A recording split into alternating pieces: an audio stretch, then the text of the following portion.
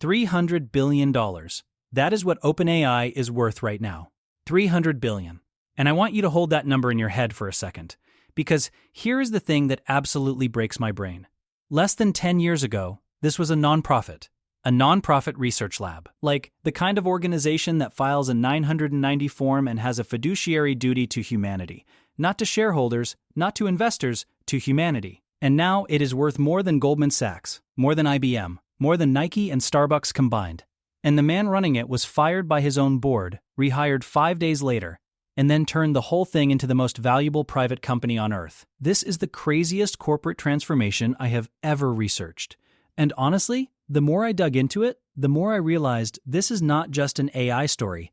This is a masterclass in how mission-driven organizations actually become empires. And the playbook is way more replicable than you think. Let me take you through the whole thing. Okay, so I need to start at the very beginning, because the origin story here is genuinely wild. It is December 2015. A group of the most powerful people in Silicon Valley are gathering at the Rosewood Hotel on Sand Hill Road in Menlo Park.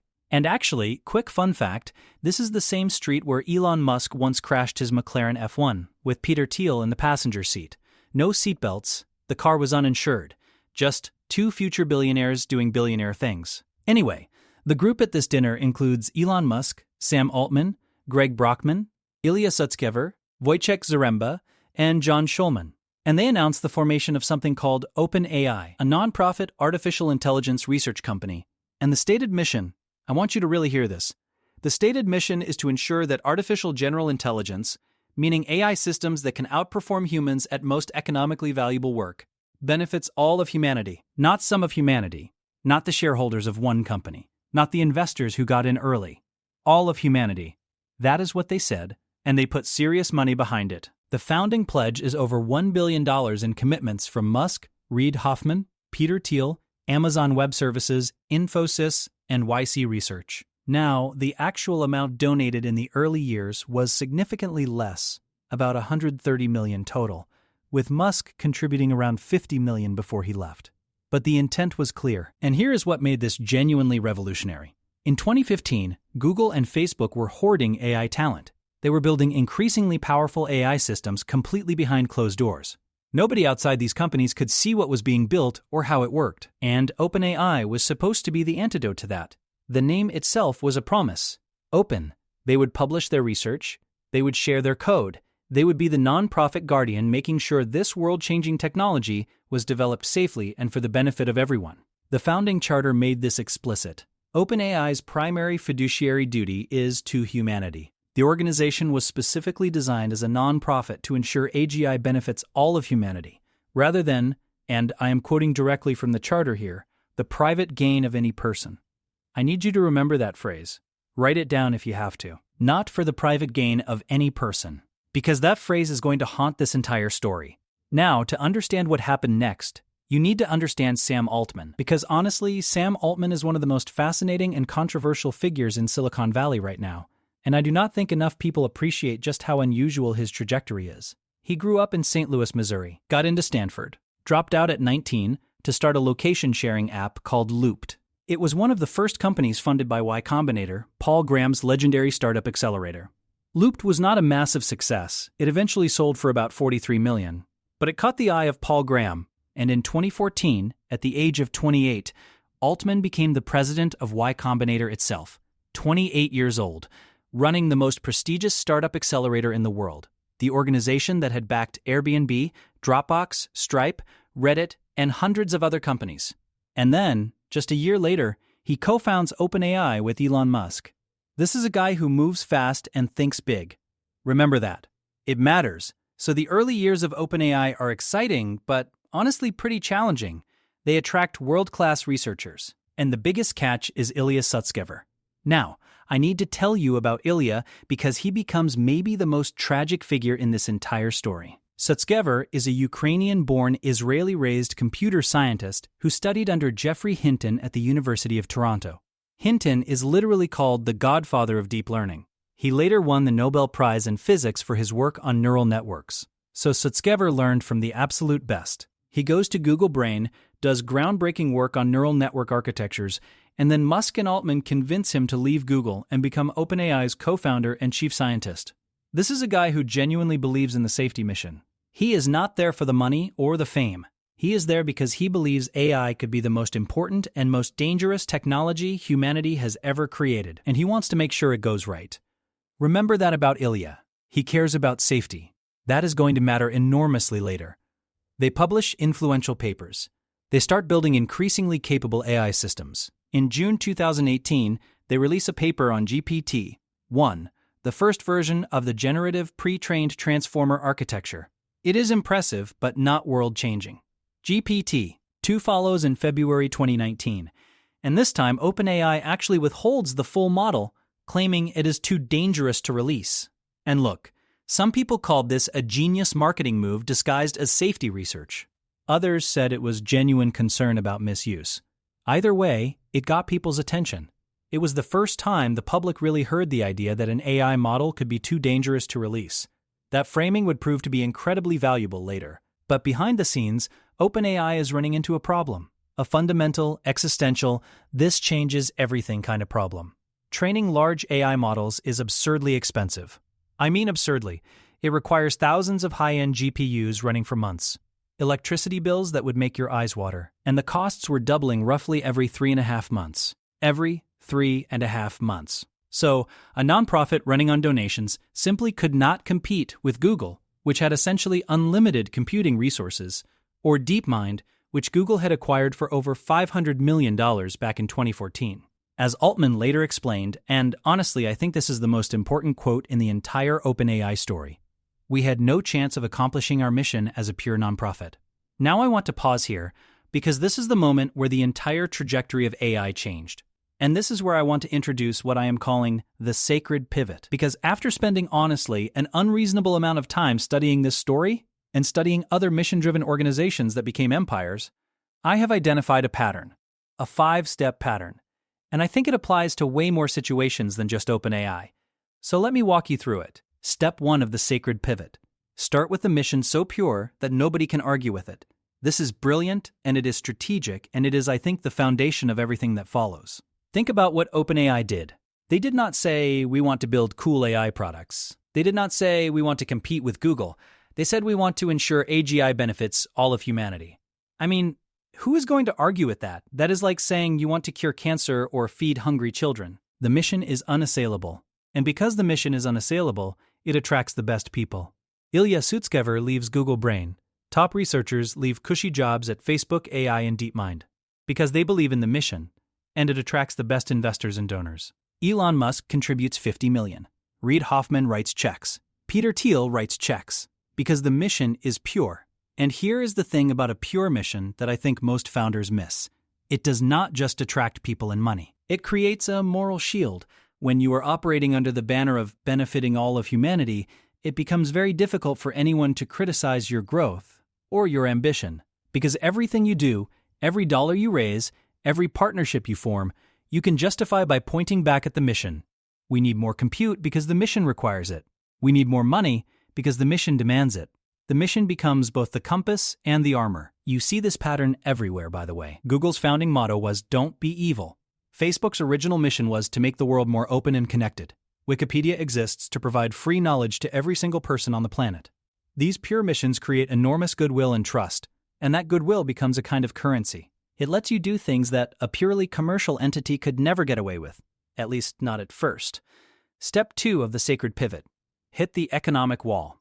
And this is the step that separates the dreamers from the empire builders, because every mission-driven organization eventually hits a point where the mission requires more resources than the mission-driven structure can provide.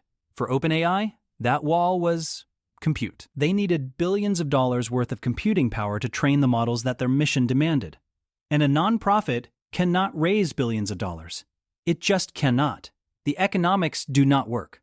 And honestly, this is where I have a lot of sympathy for Altman, because I think a lot of his critics, including Musk, act like the choice to go commercial was some kind of betrayal. But what was the alternative? Publish a few interesting papers and then shut down while Google and Facebook build AGI behind closed doors, with zero accountability? That is not protecting humanity. That is surrendering. Now, Elon Musk had already departed OpenAI's board in February 2018.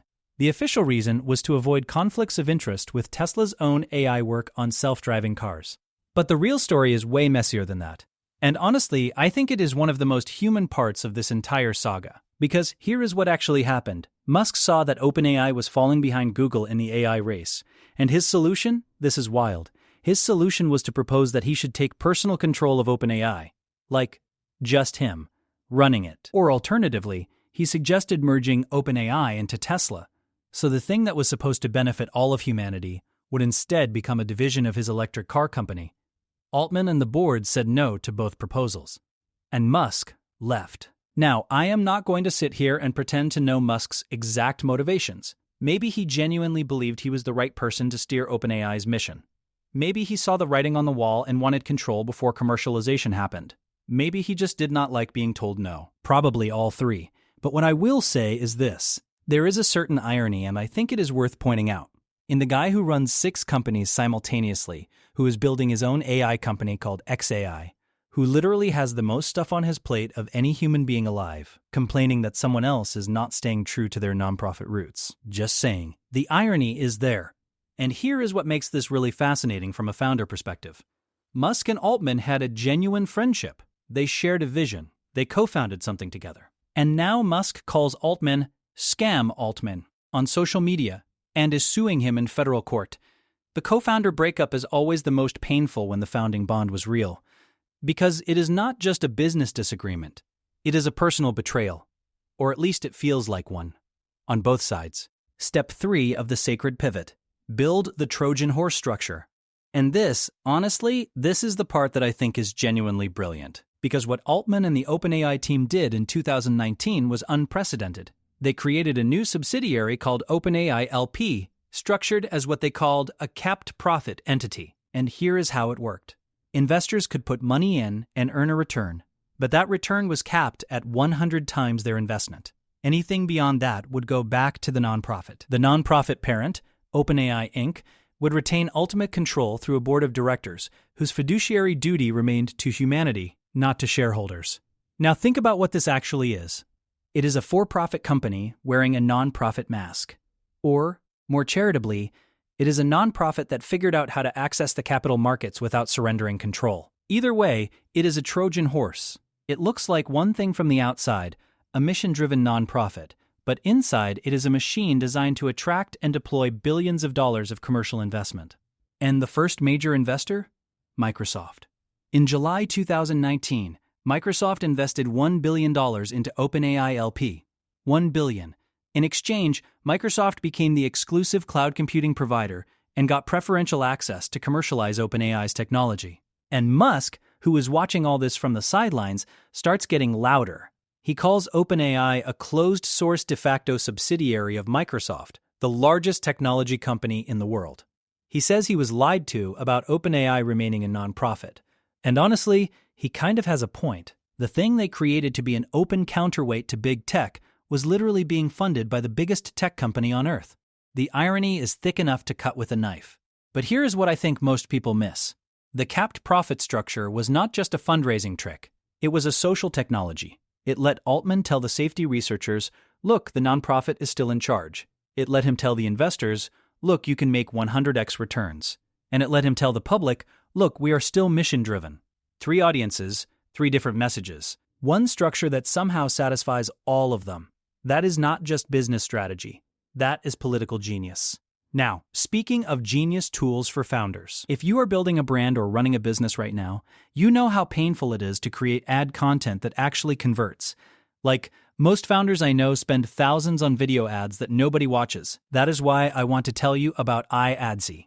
It is an AI-powered tool that generates viral UGC and product ad videos. You can even give it a reference video for inspiration, and it creates content designed to get 3x better conversions than traditional ads. If you are tired of wasting money on creative that does not perform, check out AIAdsy.com. It is genuinely one of the most useful tools I have come across for anyone trying to scale their marketing.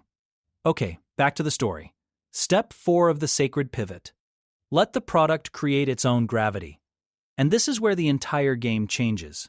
Because everything I have described so far, the founding, the structure, the Microsoft deal, all of that was preparation. The real transformation happened because of one thing. ChatGPT. But first, the precursor.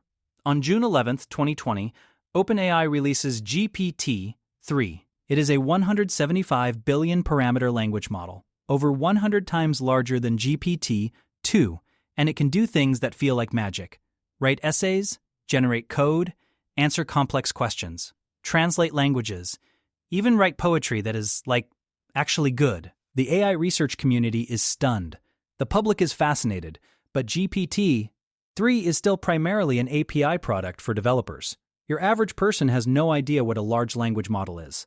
And then, between GPT-3 and what comes next, something crucial happens internally that most people do not know about.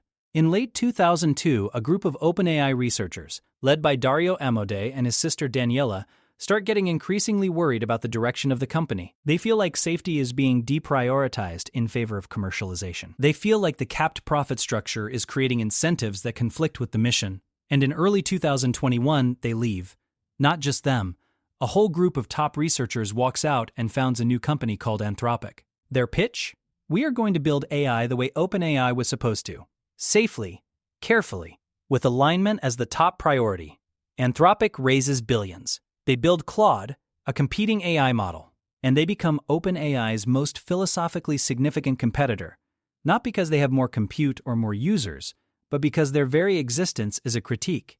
Every time someone mentions Anthropic, the implicit message is, the people who actually built GPT did not trust OpenAI to do it safely. That stings. And it should. That changed on November 30th, 2022. OpenAI launches ChatGPT. And honestly, I do not think I am being hyperbolic when I say this was one of the most important product launches in the history of technology. ChatGPT reached 1 million users in 5 days. 5 days. Let me put that in context for you, because the comparisons are insane. Netflix took 3.5 years to reach 1 million users. 3.5 years. Facebook took 10 months. Instagram took 2.5 months. Spotify took 5 months. Twitter took about 2 years. Airbnb took about 2.5 years. ChatGPT did it in 5 days. And it did not slow down. By January 2023, 2 months after launch, it had over 100 million monthly active users. 100 million, making it the fastest-growing consumer application in the history of the internet. Not the history of tech, the history of the internet. Nothing had ever grown that fast. Ever. And I keep trying to find an analogy for what that kind of growth feels like. And the closest I can get is, imagine you open a restaurant on Monday, and by Friday there is a line stretching around the entire planet. That is the scale of what happened. And this is where I want you to understand what I mean by gravity. Because when a product grows that fast, it creates a gravitational field that bends everything around it.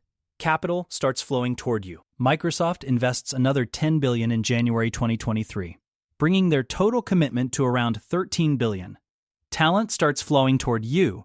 The best AI researchers in the world want to work at the company that built ChatGPT. Partnerships start flowing toward you. Apple announces a deal to integrate ChatGPT into Siri. Government attention starts flowing toward you. The President of the United States is literally standing at a podium announcing a $500 billion AI infrastructure project, with your CEO standing next to him. That is gravity. And once you have it, it is almost impossible to stop. And here is the thing about ChatGPT that I think people do not fully appreciate. It was not just a product launch, it was a cultural moment. Suddenly your mom was asking about AI. Your Uber driver was talking about language models. Teachers were panicking about students using it for homework. Lawyers were filing briefs with citations to cases that ChatGPT had hallucinated. Companies were scrambling to figure out their AI strategy. Entire industries were asking, is this going to replace me? In the span of about 3 months, AI went from being a nerdy research topic to the most discussed technology on Earth. And OpenAI was at the center of all of it.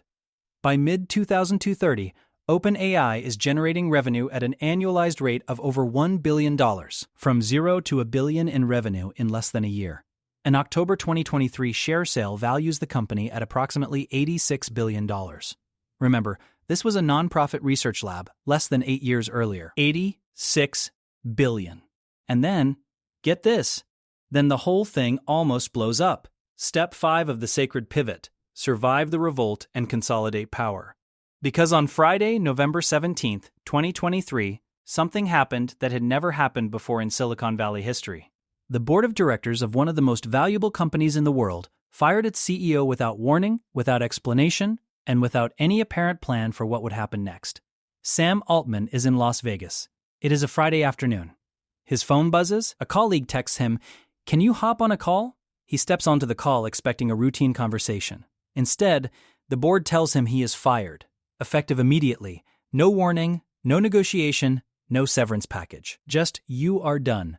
The board releases this incredibly terse statement saying Altman was not consistently candid in his communications with the board, and that the board no longer has confidence in his ability to continue leading OpenAI.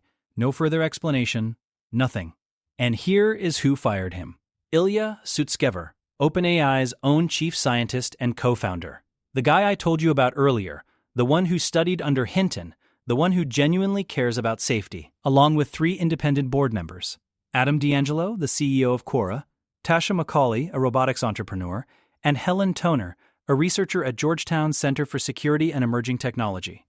4 people. 4 people who believed so strongly that OpenAI was moving in the wrong direction that they tried to stop the most powerful AI company on Earth dead in its tracks. And I want to be clear about something.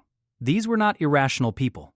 Ilya Sutskever is one of the most respected AI researchers alive. Helen Toner had literally published a paper arguing that releasing powerful AI models without adequate safety testing was irresponsible. These were people who believed the mission was being betrayed.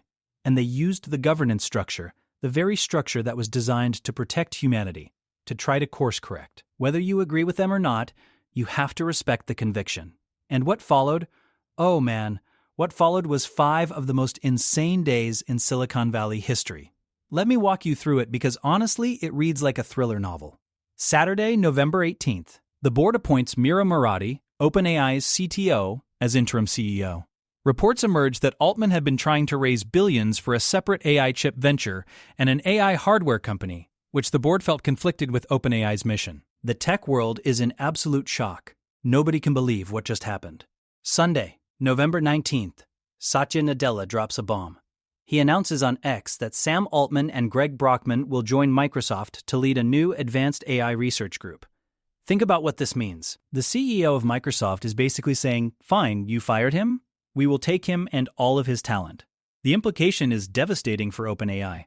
If the board will not give Altman back, Microsoft will build a competing lab with the same team, Monday, November 20th. And this is the part that still gives me chills. 745 out of OpenAI's 770 employees sign a letter threatening to resign and join Altman at Microsoft unless the board reverses its decision. Let me say that again. 745 out of 770. That is 96.8% of the entire company. 96.8%. Saying they would rather leave than work without Altman. And here is the part that is almost too dramatic to believe. Even Ilya Sutskever, one of the board members who voted to fire Altman, signs the letter. He publicly apologizes. His exact words, "I deeply regret my participation in the board's actions. I never intended to harm OpenAI." The co-founder who helped fire the CEO is now saying he regrets it. 3 days later, this is Shakespearean. By Wednesday, November 22nd, it is over. The board caves. Completely. Altman is reinstated as CEO. 3 of the 4 board members who fired him are removed. Brett Taylor, the former co-CEO of Salesforce, is appointed as the new board chair. Larry Summers, the former U.S. Treasury Secretary, joins the reconstituted board. It is a complete and total reversal. The coup failed, and Altman emerged more powerful than ever, with a new board that would be far more aligned with his vision. Now, I want to pause here because this moment, this 5-day crisis, this is the most important lesson in the entire story. And I think most people draw the wrong conclusion from it. The usual takeaway is something like, boards can be overruled, or employees have the real power. And yeah, those things are true. But the deeper lesson is about the difference between authority and influence. The board had the authority. They had the legal power to fire Altman. It was within their rights under the corporate governance structure. But Altman had the influence. He had the relationships. He had the loyalty of 97% of the workforce. He had the backing of Microsoft. He had the gravitational pull. And this is something I think about a lot when it comes to leadership. Authority can be granted and revoked in a boardroom. Influence has to be earned over years, and it cannot be taken away with a vote. Altman spent years building relationships with every team at OpenAI. He knew people's names. He knew what they were working on. He made them feel like they were part of something historic. And when the crisis came, those relationships were worth more than any governance structure. The board had the charter. Altman had the people. The people won. Every time. And you know what is really wild? After the crisis, Ilya Sutskever, the man who helped fire Altman and then immediately regretted it, stayed at OpenAI for a few more months. Can you imagine how awkward that must have been? Walking into a building every day, knowing that you tried to fire the CEO, failed, publicly apologized, and now have to work under the guy you tried to remove? He eventually left in June 2024 to start his own AI safety company called Safe Superintelligence Inc. The name tells you everything you need to know about what he thinks of OpenAI's priorities. He is literally building a company whose entire brand is the thing he felt OpenAI abandoned. Okay, so what happens after the coup fails is that everything accelerates. And I mean everything. In early 2024, OpenAI raises at a valuation of around $80 billion. By October 2024, they close a $6.6 billion funding round at a $157 billion valuation. And then, in early 2025, things go to a completely different level. And then, in January 2025, something happens that I genuinely never could have predicted. If you had described OpenAI to me back in 2015, a nonprofit research lab standing at the White House with the President of the United States. On January 21, 2025, President Donald Trump stands at a White House podium alongside Sam Altman, Oracle's Larry Ellison, and SoftBank's Masayoshi Son to announce something called the Stargate Project, a $500 billion joint venture to build AI infrastructure across the United States. $500 billion. Trump calls it the largest AI infrastructure project in history. The project plans to build massive data center campuses across Texas, New Mexico, Ohio, and other states, with $100 billion deployed immediately. SoftBank provides the financing. OpenAI provides the operational expertise. They claim it will create over 100,000 American jobs. By September 2025, OpenAI announces 5 new data center sites, bringing Stargate to nearly 7 gigawatts of planned capacity and over $400 billion in committed investment. And the valuation? It reaches approximately $300 billion. From a nonprofit to $300 billion in less than a decade. I keep saying this because I keep not being able to fully process it. This was a nonprofit, a research lab, and now the President of the United States is standing next to its CEO announcing a $500 billion deal. In June 2004, Apple announces a partnership with OpenAI to integrate ChatGPT into Siri and Apple Intelligence across iPhone, iPad, and Mac. The integration launches in December 2024, making ChatGPT available to billions of Apple users without even needing an OpenAI account. So now you have a former nonprofit research lab whose technology is embedded in Apple's products, Microsoft's products, and a $500 billion infrastructure project backed by the US government. The tentacles touch everything. But here is where the story gets really complicated. And honestly, this is the part I have been thinking about the most. Because while all of this growth and all of this power is accumulating, there is a battle happening over OpenAI's soul. And I do not use that word lightly. The company has been working to convert its structure from the capped profit model to a full for-profit corporation. Full for-profit. That means removing the nonprofit's control, removing the cap on investor returns. The nonprofit would retain a significant equity stake, but it would no longer have ultimate authority. It would no longer have a fiduciary duty to humanity. It would have a fiduciary duty to shareholders. Like every other company, and Elon Musk, watching all of this, decides to do something extraordinary. In February 2025, Musk and a consortium of investors submit a $97.4 billion bid to acquire OpenAI's nonprofit assets. Let me say that again. The man who helped found OpenAI is now trying to buy it back. He sets a May 10th deadline and calls it an all-cash offer. OpenAI's board unanimously rejects it. Board chairman Brett Taylor says, and I love this quote, "OpenAI is not for sale, and the board has unanimously rejected Mr. Musk's latest attempt to disrupt his competition." And Altman? He responds on X with, "No thank you, but we will buy Twitter for $9.74 billion if you want." Musk calls him Scam Altman. Welcome to the most expensive Twitter beef in history. Now the legal battle is ongoing. Musk's lawsuit alleges that OpenAI violated its founding agreement by prioritizing profit over its mission to benefit humanity. OpenAI has countered that its commercial activities are necessary to fund the enormous computational costs of AI development. The California Attorney General is reviewing the proposed restructuring. Multiple legal challenges are pending. It is the biggest corporate governance fight in tech since, well, I honestly cannot think of a bigger one. Maybe ever. And actually, there is another layer to this that I think does not get enough attention. It is the talent exodus. In 2200 alone, CTO Mira Murati departed, Chief Research Officer Bob McGrew departed, VP of Research Barrett Zoff departed, Safety Leader Jan Leike departed, and co-founder John Schulman departed. Schulman went to Anthropic, which is the AI safety company founded by Dario and Daniela Amodei, who are themselves former OpenAI researchers. So the people who built OpenAI's core technology, the people who actually made GPT work, many of them have left, and a significant number have gone to a competitor that was explicitly founded because its creators disagreed with OpenAI's direction. That is not just normal turnover. That is a statement. Here is how I think about this. When the safety researchers start leaving, that tells you something. When the chief scientist who co-founded the company leaves, that tells you something. When the person who led the safety team leaves and publicly says the company is not taking safety seriously enough, that tells you something. It does not necessarily mean they are right, and Altman is wrong. But it means the tension between building fast and building safely is real, and the people closest to the technology are voting with their feet. Now, I want to zoom out because I promised you the sacred pivot would apply beyond just OpenAI. And it does. You see this exact 5-step pattern play out again and again. Look at Google. Founded by Larry Page and Sergey Brin at Stanford, with a pure mission to organize the world's information and make it universally accessible and useful. They hit the economic wall when they needed massive server farms. They built the Trojan Horse structure, going public while maintaining a dual-class share structure that kept the founders in control. They let the product, Google Search, create its own gravity. And when challenged, they survived and consolidated. Their motto was, "Don't be evil." They quietly dropped it in 2015.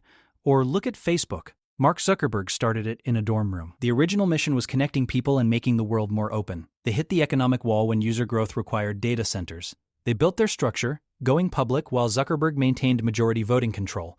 The product created massive gravity, 3 billion monthly users. And when the privacy scandals hit, when the whistleblowers came forward, when Congress hauled Zuckerberg in front of cameras, they survived and consolidated, changed the name to Meta, pivoted to the metaverse. The mission statement changed from make the world more open and connected to something about building the metaverse. The pivot is always away from the original purity. Or actually, the most interesting parallel might be Anthropic itself, founded by former OpenAI researchers who believed the original mission was being compromised. They started with a pure safety-first mission.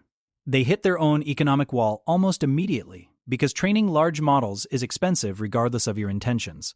So they raised billions from Google and other investors. They built a commercial product, Claude, and now they are competing directly with OpenAI for enterprise customers. The safety-focused alternative is becoming a commercial competitor. The pattern repeats.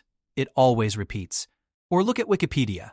Started as a purely open, volunteer-driven encyclopedia, hit the economic wall when they needed servers and staff. They found their version of the Trojan Horse, the annual donation drives. The product created gravity, becoming the default reference source for the entire internet. They have managed to mostly stay true to the original mission, but it is a constant struggle. And they are the exception, not the rule. The pattern is the same every time. Pure mission, economic wall, structural pivot, product gravity, consolidation. And look, I want to be really clear about something. I am not saying this pattern is good or bad. I am saying it is real. It happens over and over. And the reason it happens is structural, not moral. When you are building something that requires enormous capital, whether it is data centers or server farms or content delivery networks or rocket factories, the economics of the mission eventually overwhelm the economics of the mission-driven structure. The ambition outgrows the vehicle, and you either pivot or you die. That is the reality. And I think understanding this pattern is genuinely useful for any founder because it helps you anticipate the pivots before they come. And more importantly, it helps you think about which compromises you are willing to make and which ones you are not. Now, before I wrap up this story, I want to share something that has genuinely been a game changer for founders in my circle. If you are creating content to market your business, whether it is ads, social media, whatever, you need to check out AIadsy.com. It is an AI-powered tool that generates viral UGC and product ad videos. You can upload a reference video for inspiration, and it will create ads designed to get 3x better conversions than traditional creative. I know like 4 founders personally who have completely transformed their ad performance with this tool. Whether you are running Facebook ads, TikTok, YouTube, whatever AIadsy.com is worth 5 minutes of your time. Seriously. Okay, back to the big picture. So, what do we actually learn from all of this? Because I have spent, honestly, way too many hours researching this story, and I want to make sure you walk away with something you can use. So let me give you the 5 steps of the sacred pivot one more time, but this time with the lesson that each step teaches. Step 1. Start with a mission so pure, nobody can argue with it. And I cannot stress this enough, because I see so many founders get this wrong. The lesson here is that your founding narrative matters more than your founding structure. OpenAI could have been founded as a company from day one. But by founding it as a nonprofit with a mission to benefit all of humanity, they created a moral authority that made everything that followed possible. Every partnership, every fundraise, every government deal, it all traces back to the original purity of the mission. So when you are starting something, do not just think about your product or your business model. Think about your narrative. What is the story you are telling? Is it a story that attracts the best people and creates goodwill? Because that narrative becomes currency. Step 2. Hit the economic wall. The lesson is that the wall is not a failure. It is a signal. It means your ambition has outgrown your structure. And that is a good thing. The worst outcome is an organization whose structure is bigger than its ambition. That is called a bureaucracy. When you hit the wall, it means you are pushing hard enough against something that matters. The question is not how to avoid the wall. It is how to get through it without losing your soul. Step 3. Build the Trojan Horse structure. The lesson is that creative structures can buy you time. The capped profit model was genius because it let OpenAI access commercial capital while maintaining the narrative of nonprofit control. Did it ultimately hold? Arguably not. They are converting to full for-profit now. But it bought them 4 years, and in those 4 years they built ChatGPT and became the most important AI company on Earth. Sometimes, you do not need a structure that lasts forever. You need a structure that lasts long enough. Step 4. Let the product create its own gravity. The lesson is that at a certain scale, your product becomes your strategy. Before ChatGPT, OpenAI's strategy was about structures and partnerships and funding rounds. After ChatGPT, the strategy was simply grow, because 100 million users in 2 months creates a gravitational field that no competitor, no regulator, and no disgruntled board member can resist. This is the lesson that every founder needs to internalize. When your product works, when it really works, everything else becomes a footnote. The legal battles, the co-founder fights, the board drama, none of it matters if people love what you have built. Build something people cannot stop using, and you become very difficult to kill. Step 5. Survive the revolt and consolidate power. The lesson is that every scaling organization will face an internal crisis of identity. For OpenAI, it was the board coup. For Apple, it was the firing of Steve Jobs. For Facebook, it was the Cambridge Analytica scandal. The crisis always comes, and the organizations that survive it emerge fundamentally different and usually more powerful. The question is not whether the crisis will come, it is whether you will be ready for it when it does. And being ready means having built enough influence, enough relationships, enough gravity that when the authority structure tries to stop you, the people choose to follow you anyway. And here is maybe the most sobering thought I had while researching all of this. The race is accelerating. OpenAI is not the only company building increasingly powerful AI. Google has Gemini, Anthropic has Claude. Meta is open sourcing Llama. China has DeepSeek and a whole ecosystem of AI labs backed by the Chinese government. And they are all racing to build AGI, artificial general intelligence, the kind of AI that can do anything a human can do, and probably better. And the question that keeps me up at night, honestly, is this. In a race this intense, with this much money at stake, with national security implications, with geopolitical consequences, who is pumping the brakes? Because the people who used to pump the brakes at OpenAI, the safety researchers, the mission-driven board members, most of them are gone. The nonprofit structure that was supposed to be the brake pedal, it is being dissolved. And every other company in the race faces the same incentives. Move fast or get left behind. It is a coordination problem with civilizational stakes. And right now, nobody is coordinating. So here's my final thought. And I want to be honest about this, because I do not think there is a clean moral to the OpenAI story. Not yet. Maybe not ever. On one hand, Sam Altman took a nonprofit research lab and turned it into the most important AI company on the planet. He navigated a boardroom coup, survived the firing, and came back more powerful than ever. He got the President of the United States to announce a $500 billion infrastructure deal with his company's name on it. By any measure of execution, this is one of the most impressive feats of company building in history. On the other hand, the founding charter said, not for the private gain of any person. And now it is a $300 billion for-profit company. The founding promise was openness, and now the most powerful models are closed source and commercially licensed. The founding team was assembled to ensure AI safety, and most of them have left, many explicitly because they believe the company is moving too fast and not taking safety seriously enough. That tension is real and unresolved, and it might be the most important unresolved question in technology right now. Can a company that was founded to protect humanity from AI be trusted to build the most powerful AI on Earth while simultaneously trying to maximize shareholder value? I do not know the answer. Nobody does, but I know the question matters. Because OpenAI is not building a social network or a search engine. They are building something that, by their own definition, could outperform humans at most economically valuable work. In the entity building, it just went from not for the private gain of any person to a $300 billion for-profit corporation. Here is what I will leave you with. Whatever you think about Sam Altman, Elon Musk, or OpenAI, this story is a masterclass in the sacred pivot, in how mission-driven organizations actually become empires, not in straight lines, not according to plan, but through pivots, crises, betrayals, comebacks, and the relentless accumulation of power by the people who refuse to stop building. From a dinner at the Rosewood Hotel to a $500 billion deal announced at the White House. From a nonprofit research lab to the company that might be building the most transformative technology in human history. From not for the private gain of any person to $300 billion. That is the sacred pivot, 5 steps, pure mission, economic wall, Trojan Horse structure, product gravity, survive and consolidate. It is a pattern as old as ambition itself, and whether the OpenAI version of it is a story of brilliant adaptation or the greatest betrayal of a founding mission in history, honestly, I think it might be both. That is the uncomfortable truth. The same pivot that made OpenAI powerful enough to potentially benefit all of humanity also made it powerful enough to potentially harm all of humanity. And there is no governance structure, no board of directors, no legal framework that can fully resolve that tension. It is a tension we are all going to have to live with, and we are all living through it right now.